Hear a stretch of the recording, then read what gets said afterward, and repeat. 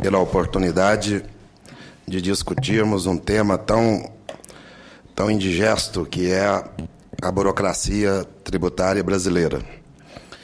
Eu dediquei os últimos 23 anos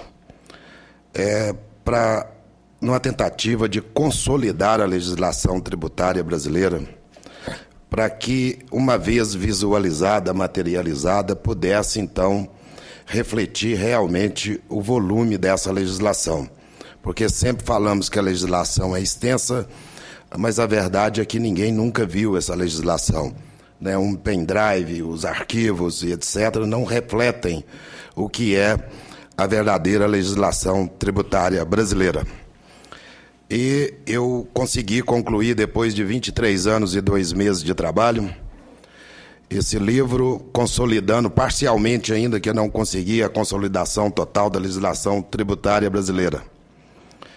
E trouxe esse livro aqui em Brasília no dia 25 de março, e com o apoio da Câmara Federal, e faltaram ainda cerca de 420 municípios que eu não consegui realmente consolidar essa legislação. Resultou, então, num livro de 41.266 páginas, no formato de 2,10 metros por 1,50, com a lombada de 2,16 metros, pesando 7.530 quilos.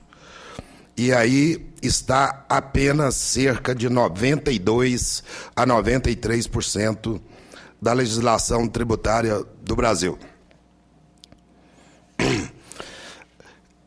Quando nós falamos em reforma tributária, sempre questionamos a questão do tributo em si. Eu acho que o problema do contribuinte brasileiro, do investimento do empresário brasileiro hoje, não é a carga tributária de 37%, 38% do PIB. A questão está no custo, no custo desta burocracia que traz para o contribuinte um custo da incerteza.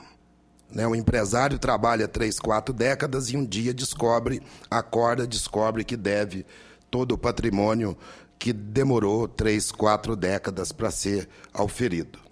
Essa questão do imposto único no Brasil, nós já tivemos essa experiência, durou de 1734 a 1751, e dentro daquele contexto, foi um imposto que não foi à frente, porque a forma tributária foi extremamente injusta e, por volta de 1750, chegou-se à conclusão que o imposto único não era definitivamente viável no Brasil. Após isso, outras tentativas foram levadas a efeito, mas nenhuma conseguiu realmente emplacar um projeto de imposto único no Brasil. O meu estudo, a minha singela contribuição que eu tentei dar é especificamente no que se refere à burocracia. Eu não estou questionando se a carga tributária brasileira é alta ou não. Eu até acho que não é, porque nós não podemos querer aqui no Brasil um serviço da Noruega, enquanto cada brasileiro paga per capita $3.900 de tributos anuais e o norueguês paga $25 mil. Então, é evidente que nós não podemos querer, com essa arrecadação per capita, nós não podemos querer o mesmo serviço que tem esses países que tanto citamos. A burocracia, ela está extremamente ligada à desonestidade de uma sociedade. Hoje, tecnicamente, caminhamos no sentido de defender que a burocracia é que cria a desonestidade, e não a desonestidade que cria a burocracia. O ministro Hélio Beltrão já defendia essa tese no passado, no Ministério da Desburocratização. Porque, na medida que eu crio um emaranhado de normas, eu provoco automaticamente uma transgressão dessas normas.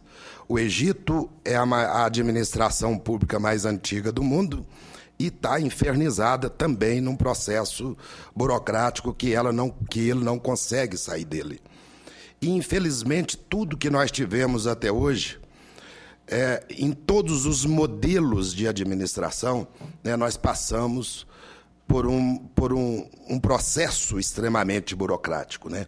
Até Cristo burocratizou, né? Ninguém vai ao Pai senão através de mim. Eu não posso chegar a Deus sem passar por Ele. Mas a verdade é que de 88 a 2011 foram editadas 4.300.000 normas no Brasil, né? 518 normas editadas por dia, 33 normas por hora, isso de uma forma geral em todos os níveis legislativos. Somente na área tributária foram 275.000 normas, a maioria dessas normas legisladas pelo Poder Executivo e não pelo Poder Legislativo, porque isso aí é outro drama tributário. Em matéria tributária, todo mundo pode legislar. Então, o que ocorre com o drama legislativo tributário? É que nós temos cerca de 95%, 96% de normas editadas pelo Poder Executivo. Não são normas emanadas do Congresso Nacional. Então, faz com que, né, nós temos aí 33 normas diárias criadas no Brasil todos os dias de tributo. Cada empresa brasileira hoje tem que preencher 2.200 campos de formulários anualmente. Isso em 2014. O faturamento de uma empresa tem que ser informado 94 vezes. Eu tenho que informar, e cada lugar chama um nome.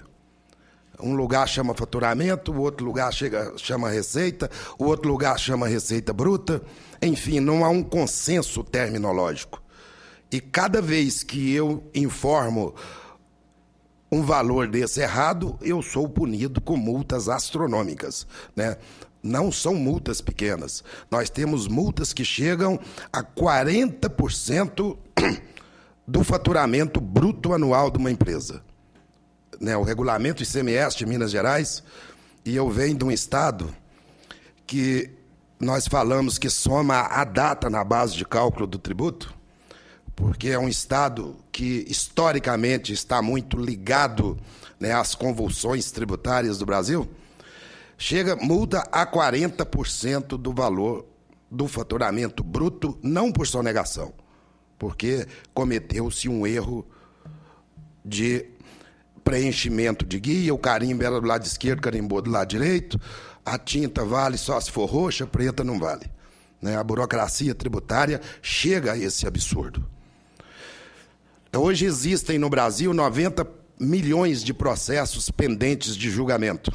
Desses 90 milhões, 30% envolvem questões tributárias. Né? Se nós triplicarmos o número de juízes, desembargadores e ministros, nós não conseguimos julgar esses processos.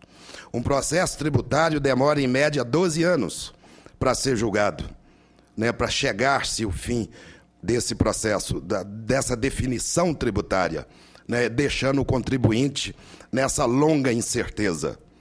Né? Um estudo do Banco Mundial analisou quanto uma empresa brasileira gasta anualmente somente para atender a burocracia tributária.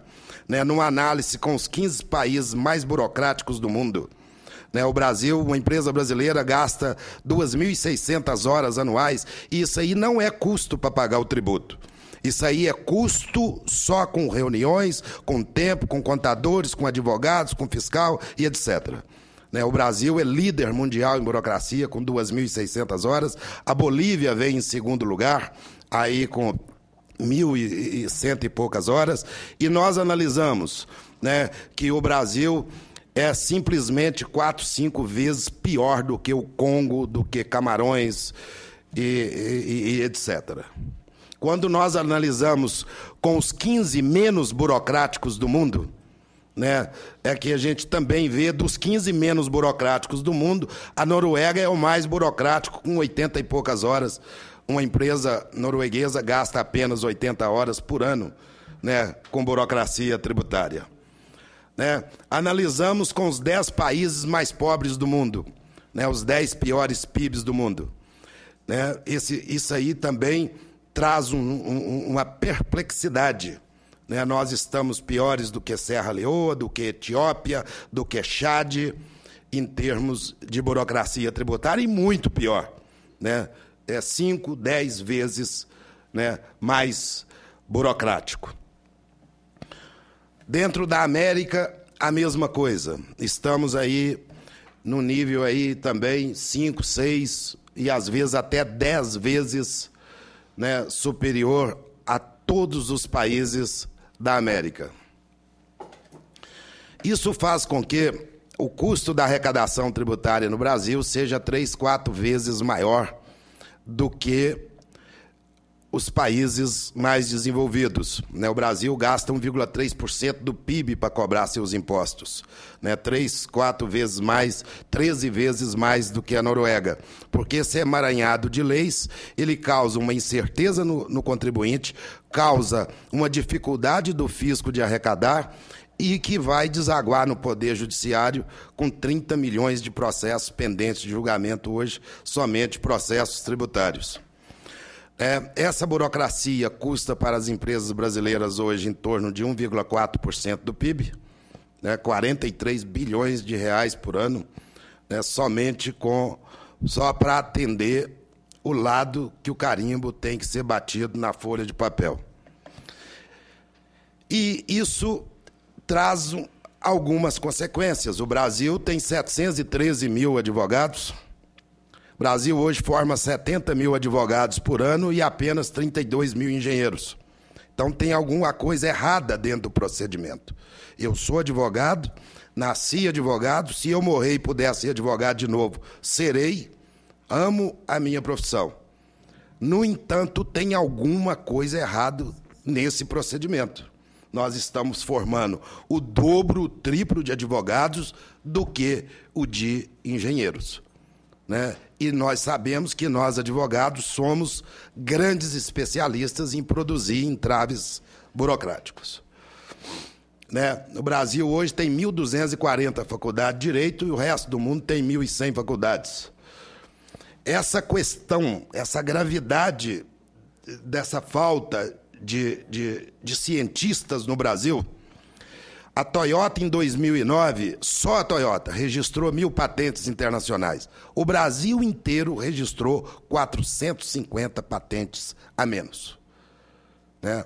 A nossa produção científica está extremamente baixa, mas a nossa produção burocrática lidera com tranquilidade, né? Quando nós criticamos, porque é muito fácil falar que a carga tributária do Brasil é alta, mas nós temos que ter responsabilidade técnica, científica, matemática, que não adianta eu tentar passar o ICMS para 10%, o COFINS para 3%, o PIS para 0,5%, que nós não temos respaldo técnico para isso.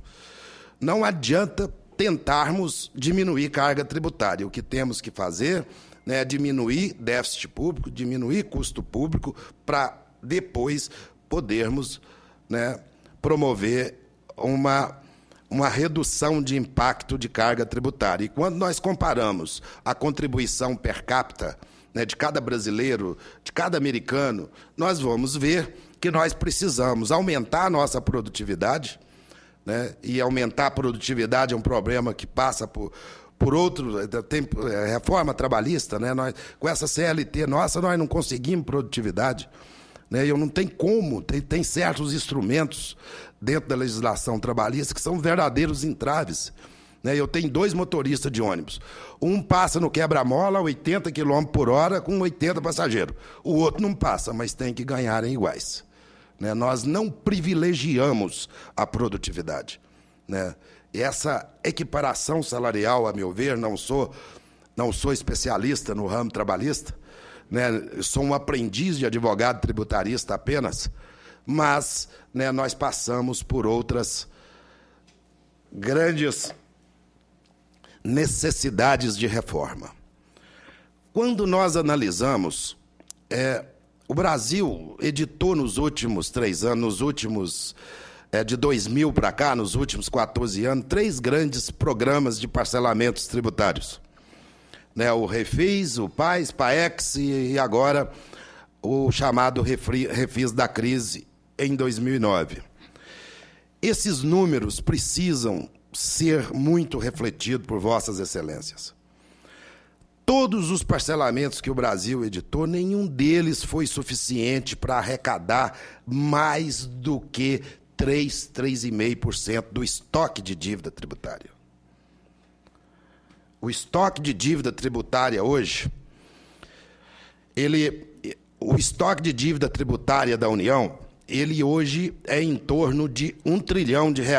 Ou seja, toda a sociedade deve, somente de impostos federais, deve R$1 trilhão para a União. Desse 1 trilhão, ela consegue receber apenas 2, 3%. Agora, quem está do outro lado da mesa, né, como que nós fazemos essa leitura?